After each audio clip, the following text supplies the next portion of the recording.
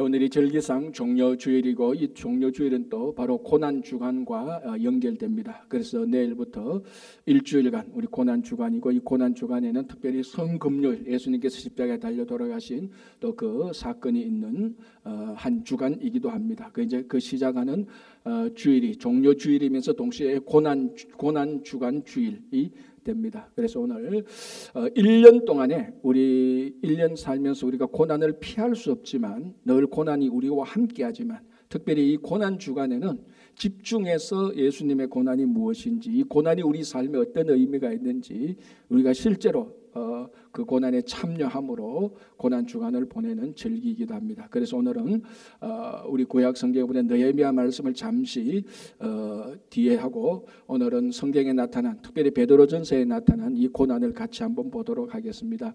오늘 이 베드로전서 2장 18절부터 나오는 이 고난은요, 실제적인 고난은 주인과 종과의 관계에서 이 종이 겪게 되는 세 가지 종류의 고난에 대해서 말을 하고 있습니다. 그런데 이 종이 당하는 세 가지 고난이 오늘날 우리 성도들이 당하는 고난하고 똑같은 고난의 종류입니다. 그래서 이 세 가지 고난을 한번 보면서 지금 내가 당하고 있는 고난이 어느 고난인지 그리고 이 고난이 또 어떻게 이 고난을 당할 때 어떻게 우리가 극복할 수 있는지 한번 보겠습니다. 자, 2장 20절 이렇게 되어 있습니다. 죄가 있어 매를 맞고 참으면 무슨 칭찬이 있으리요. 자, 오늘 본문을 보면은 세 가지 종류의 고난이 나옵니다. 그리고 주인과 종과의 관계에서 종이 겪을 수 있는 세 가지 종류의 고난이 나오는데 그 첫 번째 고난이 뭔가 하면은 종이 죄가 있어서 종이 자기가 잘못해서 주인으로부터 징계를 받는 고난을 말하고 있습니다. 그런데 우리도 그렇지 않습니까? 우리가 잘못해서 내가 잘못해서 징계 또는 고난을 받는 게 꽤 많습니다. 그죠? 자, 우리가 잘못해서 징계, 고난을 당하는 것도 크게 보면 두 가지로 나눌 수 있습니다. 첫 번째가 뭔가 하면은 내가 잘못해서 고난을 받는데도 이게 내 잘못인지도 모르고 내 잘못인지 인정 안 하는 고난입니다. 이게 제일 나쁜 징계죠. 제일 나쁜 고난이고 제일 나쁜 케이스인데 이런 일은 30년, 40년, 100번, 200번 이런 것을 경험해도 그 사람은 고난을 통하여서 전혀 성숙되지 않습니다. 내가 잘못해서 고난을 당했는데 이 모든 고난의 원인을 이 고난 때문에 당한 이 경험을 통해서 자기 자신을 돌보는 게 아니고 늘 남 탓, 환경 탓을 합니다. 이게 왜 내 잘못이야? 저 사람이 저렇게 했기 때문에 내게 이런 일이 생겼지. 실제로 따져보면 자기가 잘못한 건데 그래서 자기가 잘못해서 지금 징계를 받고 있는데 절대로 자기 징계라고 생각하지 않습니다. 다 남 탓하고 환경 탓하고 과거의 어떤 그 잘못된 사연 그런 것을 얘기합니다. 이런 사람은 예수를 30년 40년 믿고 교회 생활을 해도 신앙이 처음 예수 믿을 때하고 전혀 성숙하지 않습니다. 여러분 우리 신앙의 성숙은요 고난이 없으면 고난을 경험하지 않으면 그리고 그 경험한 고난을 통해서 우리가 참된 신앙의 교훈을 받지 않는다면 50년 60년 신앙생활해도 신앙은 성장하지 않습니다. 그래서 첫 번째가 이겁니다. 자기가 잘못해서 매를 맞아도 고난을 당해도 그 고난의 이유를 자기한테서 찾지 않는다면 무슨 소용이 없어요. 이거는 전혀 은혜로운 고난이 아닙니다. 여기 첫 번째고요. 두 번째는 내가 잘못해서 징계를 받는데 징계를 받다 보니까 이건 내가 잘못했구나. 다른 사람의 잘못이 아니고 환경 탓이 아니고 내가 잘못해서 징계를 받는구나. 하나님 잘못했습니다만은 이런 고난입니다. 이것은 잘못해서 고난 받는 것까지는 잘못이지만 고난을 받으면서 자기 잘못을 깨닫고 고백하니까 잘하게 되는 겁니다. 은혜로운 고난이 될 수 있는 거죠. 오늘 우리 설교의 제목처럼. 자, 다윗을 한번 보시기 바랍니다. 우리가 다윗의 인생에서 크게 두 가지 잘못이 있지 않습니까? 첫 번째는 우리아의 아내를 범했던 잘못이고 말년에는 인구조사를 했던 것입니다. 자, 첫 번째 우리아의 아내 밧세바라는 여인이죠. 그 밧세바하고 이 간음한 큰 죄를 저지르게 됩니다. 그런데 이 자기 잘못을 나단이 책망하기 전까지는 자기 잘못인지 모릅니다. 그래서 나단 선지자가 와서 이 잘못을 책망하니까 자기 잘못을 깨닫고 그러면서 징계를 받지 않습니까? 그 징계 첫 번째 받는 게 그 우리아의 아내에서 난 아들이 죽게 되는 겁니다. 그런 징계를 받게 됩니다. 그러니까 나단으로부터 책망을 받고 그런 징계를 받으면서 다윗은 확실하게 깨닫게 됩니다. 이것이 내 죄악 때문이었다. 이제 그래서 기록한 시편이 시편 32편인데요. 5절 6절에 다윗이 이렇게 고백합니다. 제가 읽어드리겠습니다. 내가 이르기를 내 허물을 여호와께 자복하리라. 벌써 자기 허물을 인정한 겁니다. 책망을 듣고 징계를 받고 첫 번째 자녀가 죽는 것을 통해서 내 허물을 여호와께 자복하리라 하고 주께 내 죄를 아뢰고 내 죄악을 숨기지 아니하였더니 곧 주께서 내 죄악을 사하셨나이다 셀라. 이로 말미암아 모든 경건한 자는 주를 만날 기회를 얻어서 주께 기도할지니라. 자, 이 시편 32편에서 다윗은 책망을 받고 징계를 받음으로 내 죄악을 숨기지 않겠다라고 말합니다. 이건 내 죄악이다 드러내겠다라고 말을 하면서 잘못에 대한 징계를 받음으로 자기 잘못을 고백하게 되는 겁니다. 이럴 때 다윗은 성숙하게 되고 성장하게 되는 것입니다. 자, 나중에 우리가 이 다윗이 얼마만큼 성장했고 성숙했는가를 나중에 압살롬 반역 때를 보면요 알 수 있습니다. 자, 다윗이 왕이 되었을 때 그 아들, 가장 멋진 아들, 백성들의 마음을 훔쳤던 그 아들 압살롬이 반역을 일으키지 않습니까? 그래서 이 다윗이 부랴부랴 예루살렘을 떠나게 됩니다. 자, 떠나게 될 때 무슨 일이 생깁니까? 베냐민 지파 시므이라는 사람이 나와서 도망가고 있는 아들의 반역 때문에 도망가고 있는 그 다윗에 대해서 저주를 퍼붓습니다. 물론 직접적인 저주는 네가 사울과 베냐민 족속의 피를 흘렸기 때문에 지금 이런 일을 당하고 있지라고 이렇게 막 공격을 하게 됩니다. 그러니까 그와 함께 이제 피신을 하던 다윗의 신하들이 다윗 왕에게 말하죠. 우리 말하면 저 무례한 놈, 왕에게 저런 저주를 퍼붓는 사람, 왕이시여 가만히 계십시오. 내가 당장 목을 베겠습니다라고 막 요압하고 막 이렇게 얘기하지 않습니까? 그때 다윗이 뭐라고 말합니까? 가만두어라고 말을. 저 사람이 내게 저주하는 것은 하나님께서 허락했기 때문에 그렇다는 겁니다. 하나님께서 허락해서 저 입술을 통해서 내게 저주를 하는데 우리들이 어떻게 무엇을 할 수 있겠느냐라고 그렇게 그 저주를 그 저주 가운데서 하나님이 허락한 뜻을 알고 받아들이게 되는 것입니다. 자, 그리고 지금 다윗이 이 상황이 뭡니까? 아들이 반역을 일으키는 겁니다. 자, 이 말 가운데 다윗이 무엇을 깨닫고 있는가 하면은 과거에 우리아의 아내와 간음한 그 사건으로 인한 징계로 그걸 받아들이고 있는 것입니다. 지금 내 아들이 반역을 일으켰고 그리고 내가 도망가는 이 사이에도 저 시므이가 나를 저주한 것, 이거 전부 다 하나님이 허락했기 때문에 왜 이런 징계와 고난이 닥치는가 하면 내가 과거에 그 우리아의 아내를 범했던 그 잘못으로 인한 하나님의 뜻이다. 하나님의 허락이라고 받으면서 허락으로 발견하고 그 저주와 아들의 반역을 동시에 받게 되고 극복하게 되는 겁니다. 여러분 한번 생각해 보십시오. 한 사람의 신앙생활하는데 가장 견디기 어려운 것이 뭡니까? 저주 아닙니까? 그죠? 우리가 다른 건 몰라도 신앙생활할 때 가장 피하고 싶은 것, 그거는 안 당했으면 좋겠다는 게 저주하고 배신입니다. 다른 상처는 잊어버려야 돼요. 다른 상처는 세월이 흘러가도 뭐 재산상의 손실, 지금은 가슴 아프지만 어느 정도 올라가면요 또 어느 정도 살게 되면 그거 잊어버려요. 건강 나중에 회복되면 또 잊어버립니다. 그러나 저주받은 것, 그리고 가장 친한, 그리고 자기 아들로부터 배신받았는 것, 이것은 우리가 나중에 가도 잊어버리지 못할 정도로 우리 인생에서 가장 아픈 고난이고 징계입니다. 그런데 다윗은 그 안에서 하나님의 뜻을 발견하고 그것을 받아들이는 겁니다. 동시에 두 개를 받아들입니다. 저주와 반역, 아들의 배신을 받아들이게 되는 그 성숙함에 이르게 되는 겁니다. 자, 이 아들이 반역하고 압살롬이 반역하고 시므이가 저주할 때요, 다윗은 단 한 번도 남 탓하지 않았습니다. 환경 탓하지 않았습니다. 자기를 봤어요. 하나님 앞에서 자기를 봤습니다. 쉽게 말하자면 우리식으로 말하면 이런 거죠. 고난 당하고 징계 당했는데 아까 제가 앞에서 말한 것처럼 이게 전부 다 네 때문이야. 이 환경 때문이야. 저런 사람들이 저렇게 했기 때문이야. 그런 소리를 다윗은 일체 하지 않습니다.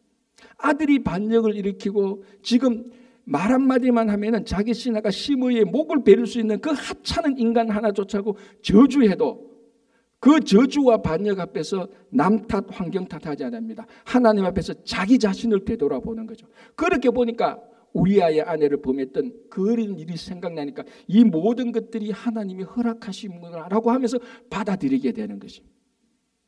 여러분, 가장 성숙한 신앙이라는 것은요, 고난 속에 있는 하나님의 섭리를 인정하고 믿고 받아들이는 것이 그게 가장 성숙한 성도의 신앙입니다. 내가 이성적으로, 내가 아무리 따져도 논리적으로 이거는 나하고 안 맞는 일임에도 불구하고 그 안에 하나님의 뜻이 있구나라는 것을 믿음으로 받아들이는 것, 그게 가장 성숙한 사람이에요. 그래서 다윗이 비록 우리아의 아내를 범하는 말할 수 없는 큰 잘못을 했지만 그 잘못으로 인하여서 징계를 받고 고난받는 것은 은혜로운 고난이었습니다. 그래서 그렇게 저주와 반역을 받아들일 수 있는 그런 성숙한 신앙을 가지게 된 것입니다. 여기 첫 번째 고난이고요. 그러니까 내가 잘못해서 받는 고난이 첫 번째 고난이고요. 자, 두 번째 고난은 뭔가 하면요, 여기 19절이 이렇게 되어 있습니다. 부당하게 고난을 받아도 하나님을 생각함으로 슬픔을 참으면 이는 아름다우나. 자, 여기서 아름다우나라는 말인데 이 번역을 왜 아름다우나라고 했는지 저는 잘 이해를 못합니다. 헬라어 원어를 보면 카리스라고 되어 있거든요. 카리스는 은혜입니다. 은혜. 물론 은혜가 아름답죠. 그런데 이것은 아름답다고 했는데 더 정확히 번역하면 이렇게 했죠. 하나님을 생각함으로 슬픔을 참으면 이는 은혜다라고 말을 하는 것입니다. 자, 두 번째 고난이 뭔가 하면 부당함으로 당하는 고난입니다. 참 이런 고난 많죠, 그죠? 자, 이제 우리들 가운데서 첫 번째 고난에 해당되는 사람이 있을 겁니다. 내가 잘못해서 징계를 받고 고난을 받는 분들이 있을 겁니다. 만약에 그렇다면은 이건 내 잘못 아니야라고 생떼 부리지 마시고, 아, 이건 내 잘못이구나. 그러면은 그 고난이 은혜로운 고난이 되는 겁니다. 두 번째는 뭔가 하면은 부당한 고난입니다. 부당한 고난은 대체로 두 가지 패턴이 있습니다. 첫 번째 패턴이 뭔가 하면은 남의 잘못으로 인하여서, 다른 사람의 잘못으로 인하여서 내가 받게 되는 고난입니다. 참 부당하죠. 나는 잘못이 없어요. 근데 다른 사람이 잘못해서 그 잘못의 결과로 내가 고난을 당하는 것입니다. 참 부당하죠. 예를 들자면요, 가장 쉽게 예를 들자면 이거죠. 내가 운전해가 가다가 앞에 빨간 신호등이 있어서 내가 그거 멈추었습니다. 잘못 없죠. 법을 지켰죠. 그런데 뒤에 오는 음주운전자가 잘못해가지고 내 차를 박아가지고 뭐 차 다 망가지고 내 차에 있던 가족들 다치고, 그러므로 해서 그 건강이 다쳐서 평생 그 당하는 고난, 얼마나 부당합니까? 자기 잘못은 없는데 다른 사람이 잘못해서 고난을 당하는 이런 고난도 있습니다. 제가 옛날에 한번 이런 얘기를 했던 적이 있는데요. 우리나라의 김혜영 씨라는 134cm, 4.4피터가 되는 작은 여인이 있습니다. 이게 다 성장한 키예요. 137cm면 뭐 한 초등학교 6학년, 중학교 한 1, 2학년 정도 키밖에 안 됩니다. 왜 이렇게 됐는가 하면 척추장애를 앓게 됩니다. 왜 척추장애를 앓게 되는가 하면 태어났을 때 여자로 태어났다고 해서 아버지가 화가 나가지고 술 먹고 들어와서 여자로 태어났다고 해서 그 태어난 아이를 잡고 술 먹고 난동을 부리면서 애를 방바닥에 팽개칩니다. 진짜 나쁜 사람이죠, 그죠? 그래서 어릴 때 땅바닥에 팽개쳐서 척추가 당해서 평생 척추장애로 살아가게 되는 거예요. 이것만 해도 우리는 벌써 가슴이 막, 그 갓 태어난 아이를 여자아이라고 해서 이게 자기 잘못입니까? 아니지 않습니까? 진짜 보면 엄마 아버지 잘못이지, 잘못으로 따지자면 잘못도 아니지만은, 그런데 이 아버지가 또 술꾼이고 고물상하고 살다가 결국 이런 사람이 또 인생 늘 비탄하다가 남 탓하다가 일찍 자살을 해버려요. 근데 어머니는, 이 김혜영 씨가 14살 때 어머니는 또 정신질환자가 되어서 아무 일도 못하게 됩니다. 그래서 김혜영이라는 이 소녀가 14살 때 소녀 가장이 됩니다. 초등학교 겨우 졸업하고. 그래서 14살의 가장이 된 이 김혜영이라는 어린아이는, 14살짜리 어린아이 밑에 동생이 4명이나 있습니다. 4명을 돌봐야 돼. 아버지 자살해주고 엄마는 정신병원 있고. 그래서 공부하며 직업훈련소에 들어가서 편물을 배웁니다. 편물이 뜨개질이죠. 막 목숨 걸고 배웁니다. 그리고 또 벌어들여야죠. 돈을 벌여 식무살이를 하면서. 한번 생각해 보세요. 14살짜리 소녀가 척추장애를 가지고 아버지 죽고 엄마 정신병원에 있고 동생 4명을 키워야 되고 식무살이 하면서 기술을 배우고 이게 감당이 나겠습니까? 이건 누구 잘못, 왜 이런 고난을 당합니까? 자기 잘못입니까? 아닙니다. 자기 부모 잘못이에요. 부당한 고난이죠. 진짜 부당한 고난입니다. 그래서 이렇게 열심히 하면서 마침 또 기술이 좋았던가 봅니다. 그래서 그 편물을 잘 배워가지고 한국의 전국 기능대회에 가서 우승을 하게 되고 계속해서 세계 장애인 기능대회에 가서 금메달을 따게 됩니다. 이제 그때부터 그래도 장애인이지만 인생이 열리기 시작합니다. 그래서 자기와 같은 어려운 사람을 돕기 위해서 아프리카의 가난한 보츠나와에 가서 굿호프라는 또 기술 학교를 써서 교장이 되고 나중에 미국 와서 우리가 근처에 있는 나약 칼레지에서 공부하게 되고 맨하탄의 콜롬비아 대학교에서 사회복지학을 공부하게 돼서 석사가 되어서 전 세계를 다니면서 편물 그걸 전파하게 되면서 사회복지사가 됩니다. 인생이 기구한데 그래도 진짜 목숨 걸고 살아서 다 그걸 극복하는데 인터뷰할 때 이런 얘기를 합니다. 그 김혜영 씨가 자기 고난에 대해서요 이런 말을 하게 되거든요. 제가 한번 읽어드리겠습니다. 뭐 앞에 말이 있는데 그건 다 생략하고 이렇게 말합니다. 세상은 내게 좌절을 권했지만 나는 희망을 찾고 싶었다. 이제 중요합니다. 내게 견딜 만한 고통이 있다는 것은 축복이었습니다라고 말을 하는 거예요. 내게 견딜 만한 고통이 있었다는 것은 축복이었다. 자, 요 말이 오늘 본문하고 한번 여러분 비교해 보십시오. 19절에 이렇게 말합니다. 19절에 슬픔을 참으면 이는 아름답다라고 말을 했습니다. 자, 이 슬픔은 고난이죠. 징계죠. 이것을 참으면 아름답다. 아까 제가 아름답다가 원래 헬라어 원어가 은혜라고 말했죠. 이 카리스는 은혜로도 번역되고 축복으로도 번역되는 겁니다. 이 김혜영 씨가 내게 견딜 만한 고통이 있다는 것은 축복이었다. 이 말은 오늘 베드로전서가 부당하게 고난을 받아도 그 슬픔을 참으면 이 슬픔이 있다는 것은 은혜다라고 말하는 거하고 크게 보면 같은 맥락입니다. 부당한 고난을 당해도 그것을 견디면은 그것이 은혜고 축복이 될 수 있다는 겁니다. 비록 다른 사람의 잘못으로 인하여서 말할 수 없는 부당한 고난을 당해도.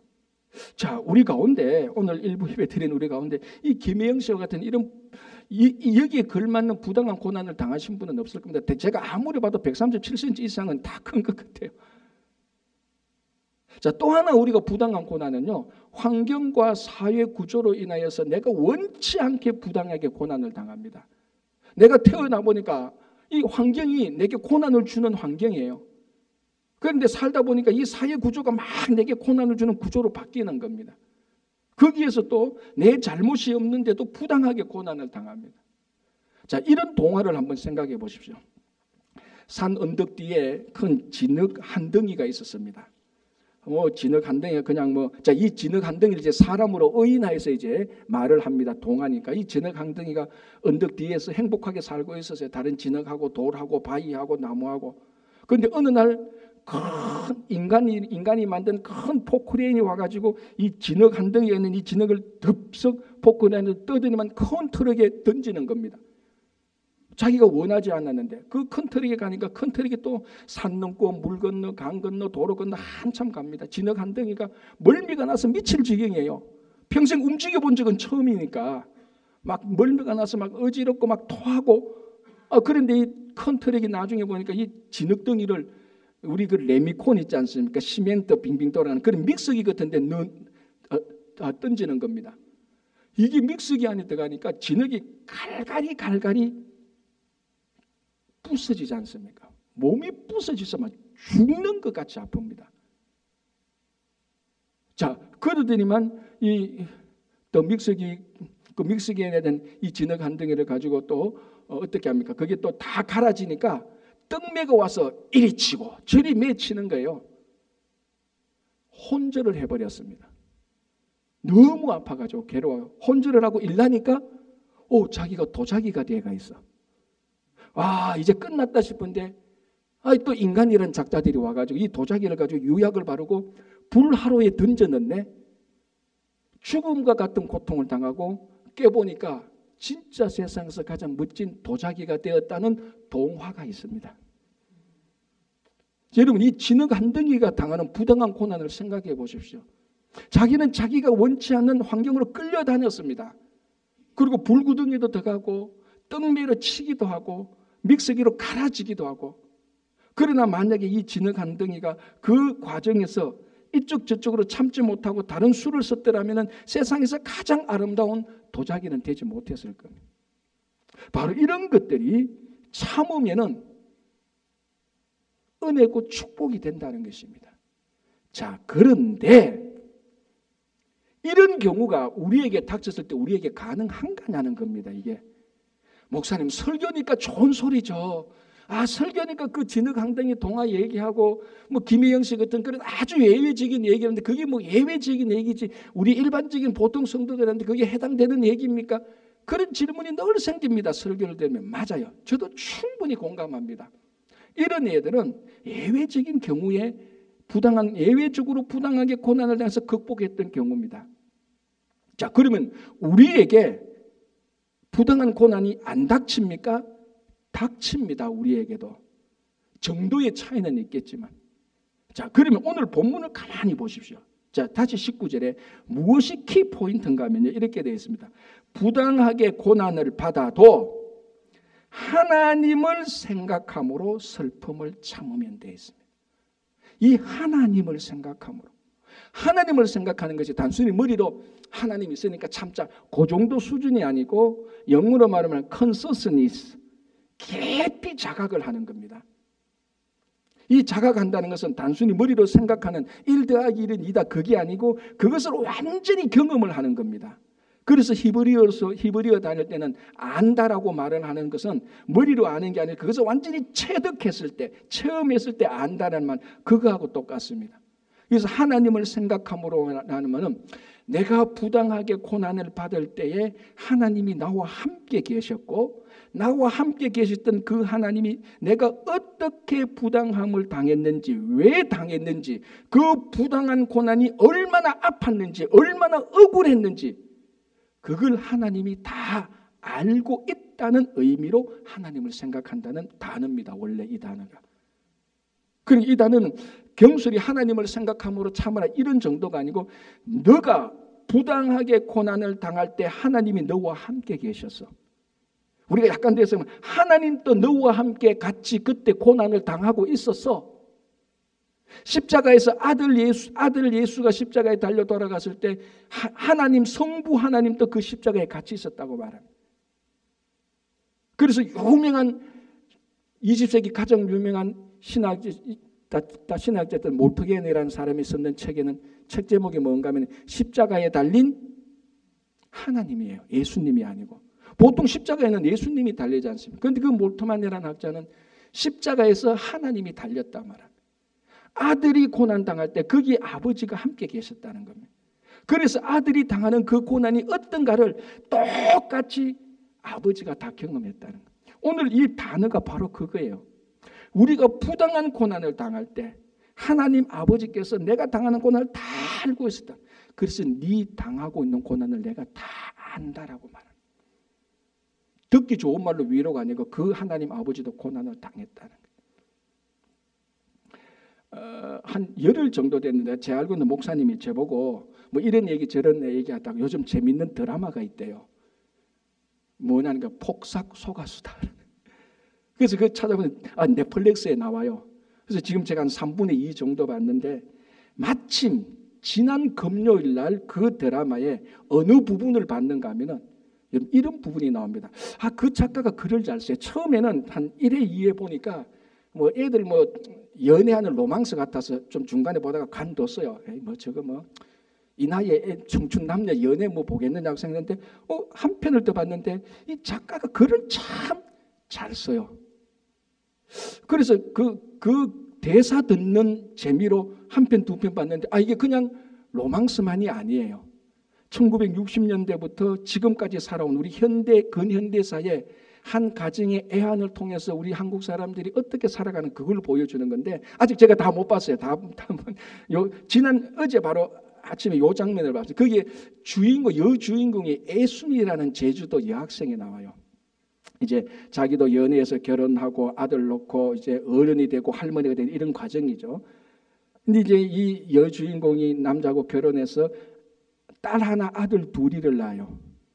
그런데 막내 아들 3살 때에 제주도에 태풍이 보고 막 이럴 때 큰 딸이 뭐 자전거 타고 가다가 사고 났다 해서 큰 딸 데리러 가면서 집에 둘째 아들 셋째 아들 집에 놔두고 갔는데 둘째 셋째 아들이 엄마 따라가다가 둘째 아들은 돌아오는데 셋째 애가 태풍에 밀려서 바다에 가서 익사하게 되는 거예요.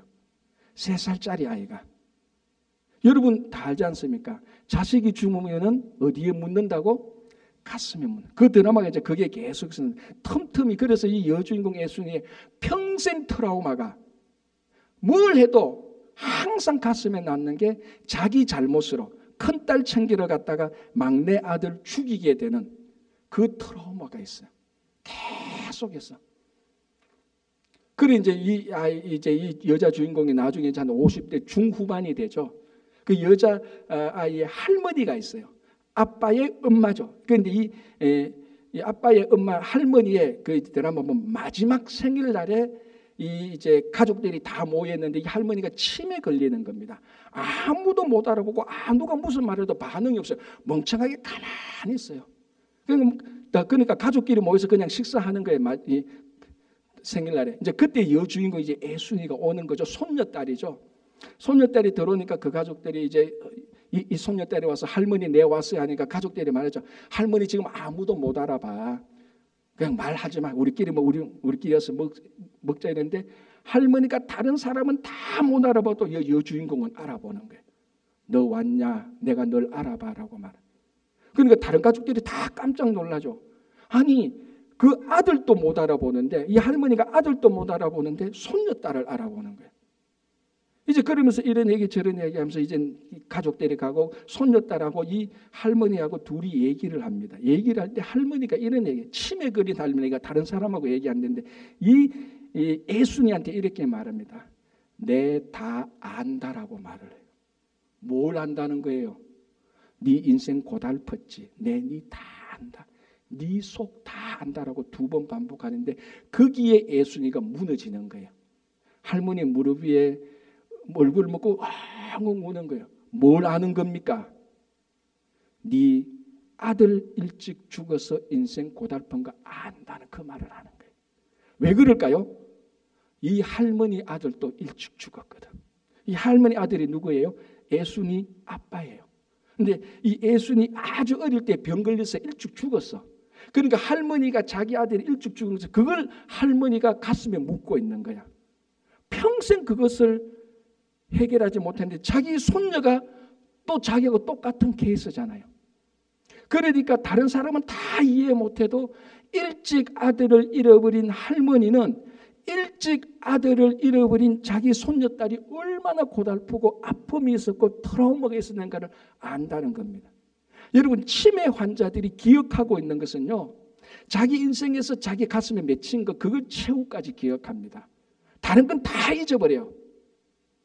그런데 이 할머니가 뭐만 기억합니까? 자기 아들 일찍 잃어버린 거 그거 기억하고 있어요. 그러면서 그거하고 연결되어서 자기 손녀딸이 일찍 아들 잃어버려서 인생이 얼마나 고달프고 슬픈 것을 내 다 안다로. 그 말 한마디 딱 듣고 이 여주인공은 그 앞에서 할머니 무릎 위에서 엉엉 울면서 치유가 되고 회복이 되는 그 장면이 나옵니다. 이 작가가 글을 잘 써요. 뭐 아는 거예요. 딱 내 스타일이에요. 자, 여러분 보십시오. 이게 내가 네 다 안다, 네 속 다 안다, 내가 안다. 그 말이 오늘 이 본문에 하나님을 생각함으로라고 말한 의미하고 같은 의미예요. 같은 의미예요. 내가 부당하게 고난을 당해도, 내가 저주를 당해도, 내가 잘못 없는데도 저 사람이 저주를 하고, 내가 잘못했는데 저 사람이 날 배신하고 모함해서 내가 감옥에 가도 그때 나와 함께 있었던 그 하나님이 나와 함께 감옥에 갔고 나와 함께 배신을 당했고 나와 함께 매를 맞았던 그 하나님이 똑같이 경험했던 똑같은 하나님이 내가 네 얼마나 부당하게 당했는 걸 다 안다. 이 말을 우리가 진짜 믿고 들을 때 우리는 부당한 고난 속에서 참고 견딜 수 있는 거예요. 다른 사람은 그렇게 못해도 성도는 그렇게 할 수 있는 거예요. 그렇다면 우리가 아까 말씀드린 것은 진흙덩이나 김희영 씨 같은 그런 고난을 당해도 우리는 견딜 수 있는 위로와 힘이 있는 거예요. 하나님이 말합니다. 네 이민생을 와서 얼마나 그때 눈물 흘리는 건 내가 다 안다. 네가 왜 병 걸리고 네가 왜 지금 사람들한테 배신해서 왕따 당했는지 내 다 안다. 나도 그때 네처럼 왕따 당했고 네처럼 내 병 당했다. 다 안다. 이걸 다른 사람이 아닌 진짜 하나님께서 우리 옆에서 그 말을 한다면은 우리는 견딜 수 있잖아요. 그게 그래서 견디면은 이거는 아름답다. 이건 하나님의 은혜다라는 말입니다. 그 말이에요.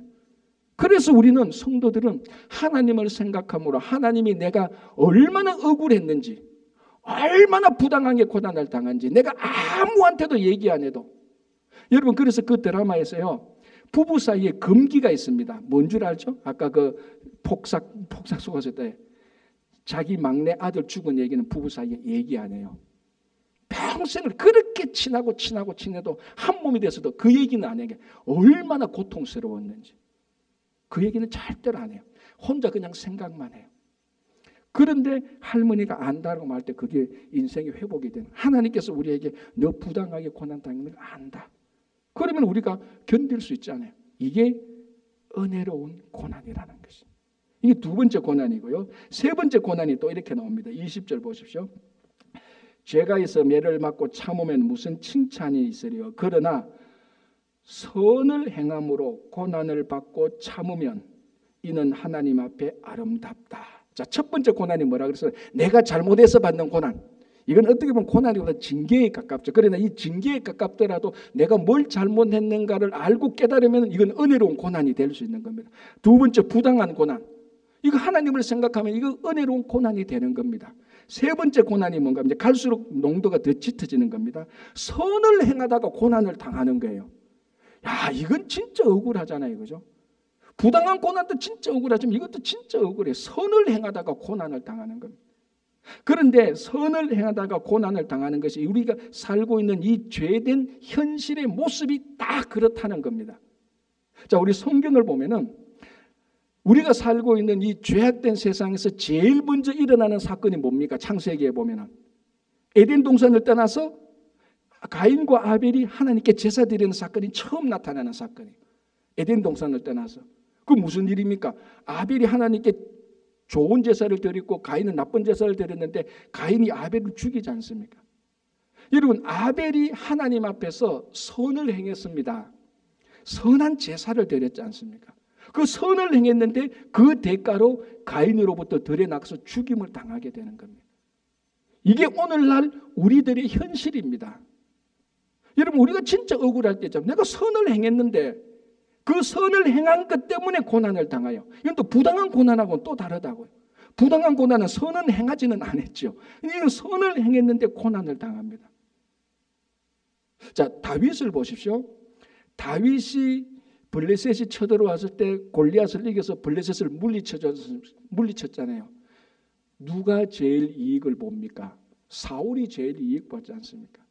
그러니까 어떻게 보면 다윗은 사울을 위하여서 물론 하나님을 위하여서 이스라엘 국가를 위해서 한 거지만 개인적으로 보면 사울에게 큰 유익을 준 겁니다. 그런데 요것 때문에 다윗이 사울에게 왕에게 그 골리앗과 블레셋을 물리친 이 선 때문에 요것 때문에 다윗은 본격적으로 고난을 받게 되는 거예요. 그게 우리가 살고 있는 현실입니다, 여러분. 그래서 여러분 부당한 고난을 당하고 내가 잘했는데 그러니까 이 다윗이 고르자서 내가 그 사람을 위해서 선을 했는데 그 사람이 나를 핍박을 하는 겁니다. 이게 우리들의 현실입니다. 자, 하나만 더 볼게요. 또 하나 진짜로 선을 행하다가 당하는 고난은요. 하나님의 인도하심을 따라서 하나님이 명령대로 했는데 고난을 당하는 겁니다. 참 이해하기 어렵죠. 그죠? 아니 그러면은 앞으로 우리가 하나님의 말씀을 따라야 되는 거야? 안 따라야 되는 거야? 순종하라고 해서 순종했는데 결과는 핍박당하고 고난당하는 거예요. 자, 예를 들어 보십시오. 바울과 실라를 보십시오. 바울과 실라가 마게도냐로 건너갑니다. 하나님께서 바울에게 그 환상 가운데 마게도냐로서 건너와서 도우라 그래서 원래는 아시아로 가려고 그랬는데 하나님의 명령에 순종해서 마게도냐 유럽 지방에 가서 빌립보 지방에서 복음을 전하다가 귀신 들린 여종을 만나서 귀신을 쫓아냅니다.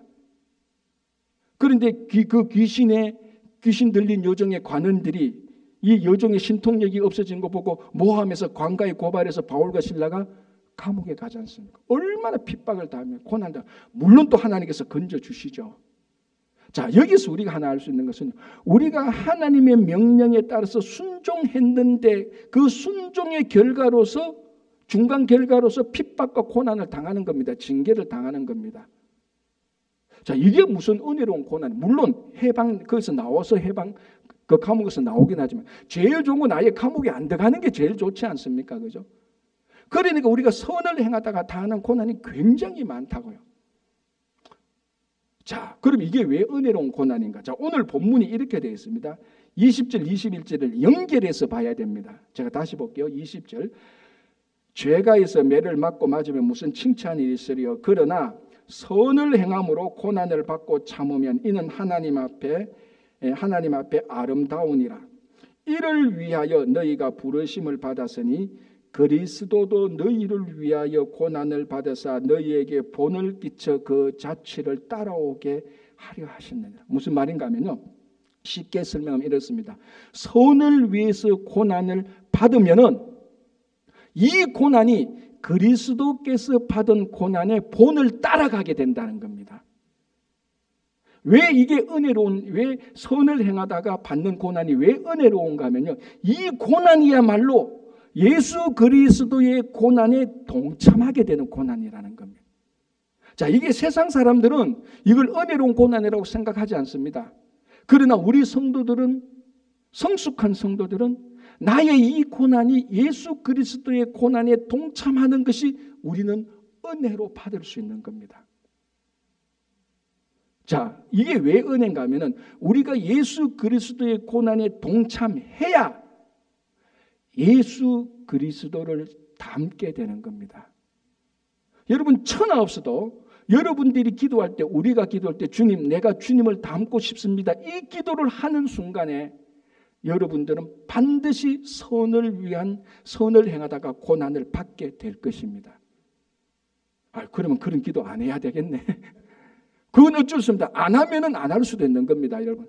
그러나 우리가 성도로서 내가 주님을 닮고 싶습니다라는 마음이, 거룩한 마음이 다 있지 않습니까? 다 있습니다.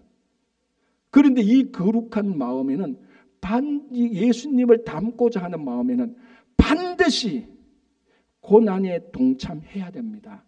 예수 그리스도의 고난에 동참하지 않고 예수 그리스도를 닮을 길은 천하에, 하늘 위에도 땅 밑에도 없습니다. 여러분, 그걸 가리키는 설교자가 있다면 그건 사기 설교입니다. 우리가 주님을 닮고 싶다고요? 그러면 주님의 고난에 동참해야 되는 겁니다. 그 외에는 주님을 닮을 방법이 없습니다. 그런데 이게 은혜로운 고난입니다. 왜냐하면 주님의 고난에 동참하면 주님을 닮게 되고, 또한 주님의 고난에 동참할 때에야 비로소 구원의 은혜를 알게 되는 겁니다. 그래서 주님의 고난에 동참해서 알게 되는 구원의 은혜가 얼마나 큰지, 얼마나 축복인지, 얼마나 아름다운지 아는 겁니다. 왜 구원받은 성도가 구원의 은혜가 얼마나 좋은지 모르는 줄, 왜 그런 줄 아십니까? 고난을 다 빼기 때문에 그래요. 그래서 고난 당해도 남 탓하고 환경 탓하고 나는 잘못 없어요라고 이렇게 말하니까 그 고난을 통하여서 예수 그리스도의 고난에 동참을 못하는 겁니다. 예수 그리스도의 고난에 동참을 못하니 그리스도를 닮지도 못하고 구원의 은혜가 얼마나 축복인지도 얼마나 아름다운지도 진짜 모르게 되는 것입니다. 여러분, 우리 성도가 한평생 살아가는데 구원의 은혜가 얼마나 큰지 그 감격 속에서 살면요, 세상의 기쁨은 다 진짜 하찮은 것으로 보이기 시작하는 겁니다. 여러분, 한국의 유명한 소설가 양귀자 씨의 숨은 꽃이라는 소설에 이런 상상력이 있습니다. 우리 눈동자를 보면 검은 자위와 흰 자위가 있습니다. 당연히 의학적으로 사물을 보고 이 세상을 보는 눈동자는 흰 자위가 아니고 검은 자위로 보는 것이죠. 의학적으로. 그러나 그 양 기자씨는 소설 속에서 이렇게 말합니다. 우리가 사물을 보고 세상을 보는데 흰 자위가 아니고 검은 자위로 보도록 하나님이 만들어 놓으신 이유는 이 세상을 어둠을 통해서 보아라고 말하기 때문이다라고 말합니다. 여기서 어둠은 타락하고 부패한 그 어둠이 아니고 고난과 슬픔을 말하는 것입니다. 눈의 검은 자위를 통해서 세상을 보라는 것은 고난과 슬픔을 통해서 세상을 봐야 그 세상이 진짜 세상, 그 세상의 진짜 면목을 본다는 겁니다. 검은 자위를 통해서, 어둠을 통해서, 고난을 통해서 사람을 보고 세상을 보고 사물을 볼 때 그게 얼마나 귀한지, 얼마나 감사한지 알게 된다는 것입니다. 여러분, 밝은 대낮에 하늘에 가서 별을 볼 수 있는 사람이 있습니까? 없죠. 별 안 보이죠. 그러나 별이 있습니까? 없습니까? 별이 있죠. 별이 있어도 왜 안 보입니까? 밝으니까. 다른 말로 말하면은 어둠이 없으니까 대낮에는 별이 안 보이는 겁니다. 그런데 그 똑같은 별이 밤이 되면은, 다시 말하면 어둠이 오면은 그 별이 얼마나 찬란한지, 얼마나 아름다운지 보이는 겁니다. 어둠을 통해서 볼 때, 고난을 통해서 볼 때. 그래서 여러분, 우리 주변에 보십시오. 우리 흔히 이런 말 하지 않습니까? 저 인간은 온실에서 자라서 인생이 뭔가를 몰라. 그런 말을 우리가 하지 않습니까? 그 의미는 뭡니까? 고난을 통해서 세상을 보지 않는 한 진짜 세상의 모습을 못 보는 겁니다. 이 고난을 통해서 볼 때 인간관계가 제대로 보이고 세상이 제대로 보이고 사물이 제대로 보이고 예수 그리스도의 고난에 동참할 때 진짜 구원의 은혜가 무엇인지 우리가 알게 되고 그때야 비로소 감사하며 살아가게 되는 것입니다. 그래서 오늘 본문 뭐라고 말합니까? 선을 행함으로 고난을 받고 참으면 하나님 앞에서 아름답다, 은혜다라고 말하는 거예요. 자, 여러분, 지금 뭐 고난 없는 분들이 어디 있습니까? 다 있습니다. 한 정도의 차이는 있지만 우리가 당하는 고난이 어떤 고난입니까, 여러분? 내가 잘못해서 받는 고난이라면요, 제발 남 탓, 환경 탓하지 마시기 바랍니다. 그 고난 앞에서, 하나님 앞에서 나를 보면요, 나의 잘못을 나는 고난이라고 고백하는 순간 그 모든 고난과 징계는 은혜로운 고난으로 바뀌게 되는 겁니다. 참 부당한 고난 많죠. 가만히 있는데 사람들이 와서 막 나쁜 소문을 내고 공격하고 욕하고, 가만히 있는데 옆에서 차가 치이고, 그러나 그때마다 하나님을 생각하면, 하나님이 네 당하는 고난 내 다 안다, 그것을 확실히 믿으면 우리는 넉넉히 참고 견딜 수 있는 거예요. 선을 행하다가 고난을 당할 수가 있죠. 주님의 일을 하다가 당할 수 있습니다. 내가 누구에게 좋은 일 했는데 그 좋은 일 해준 그 당사자가 나를 공격하는 일들이 있습니다. 그러나 이런 것들이 예수 그리스도의 고난에 동참해서 주님을 닮게 되고 구원의 은혜를 알게 되고 그때야 비로소 세상을 제대로 보고 사물을 제대로 보고 하나님의 나라를 제대로 보는 이번 한 고난 주간이 되시기를 바랍니다. 기도하겠습니다.